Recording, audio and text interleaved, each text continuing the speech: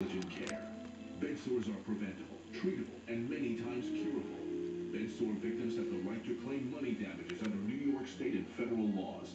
Call Ellis Law today at 1-800-LAW-7777. That's 1-800-LAW-7777. Or visit us at bedsorelawyers.com. That's bedsorelawyers.com.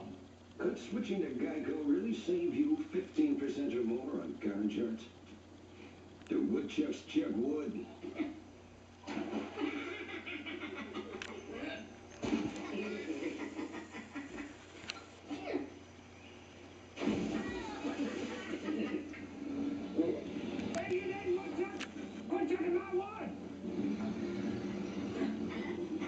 Geico. 15 minutes could save you 15% or more on car insurance. Winter weather is unpredictable, but one thing's for sure.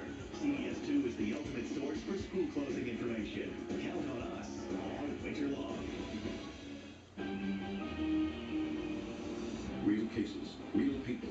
Judge Judy.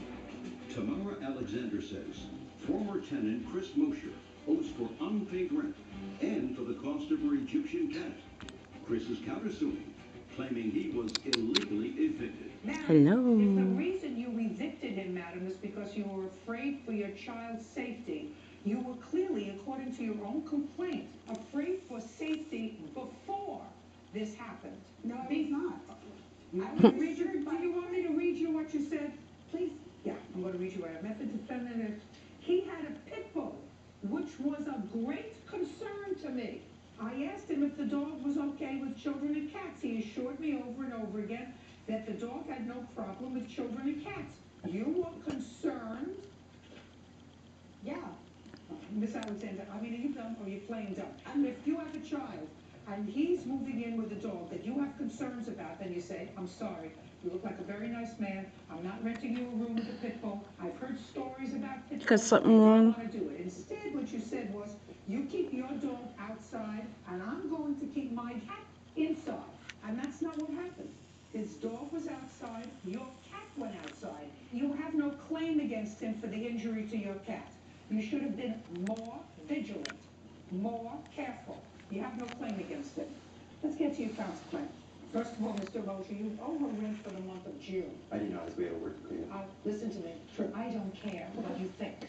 If you're there through half the month of June, you don't live anywhere free, just like you don't go into a restaurant and order food that you can't pay for. Do you understand?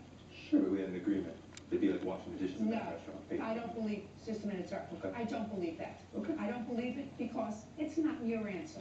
And if it was important enough to be a defense, it would have been in your answer.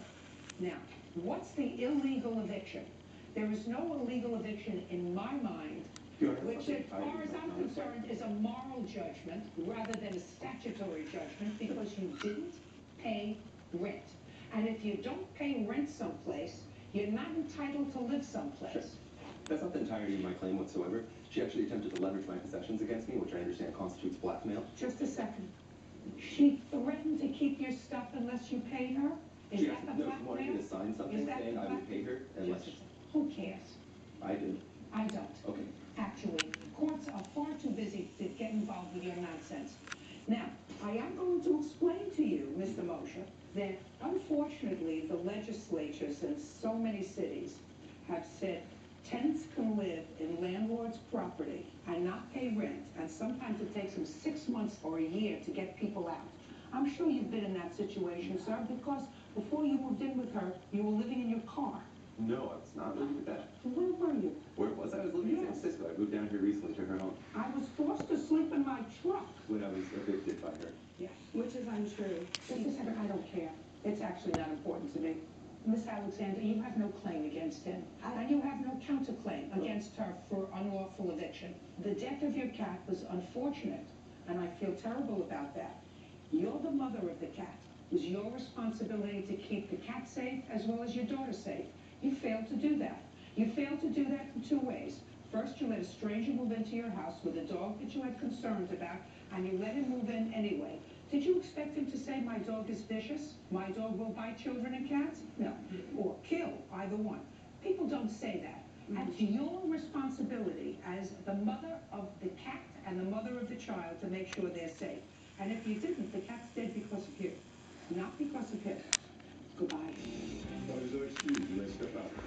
I was downstairs. I heard everything go on. I had to use force to get the dog off. The cat was not responding to me. With a large lethal sword, she actually went after my animal, and another roommate, Lance, who she mentioned, had to stop her from doing so. That is completely untrue and unfounded. He had a cut over his right eye, and he had blood in his eye as well. He obviously needs to go see somebody about that. There are stranger things that occur within that household. There's still a lot of lessons to be learned.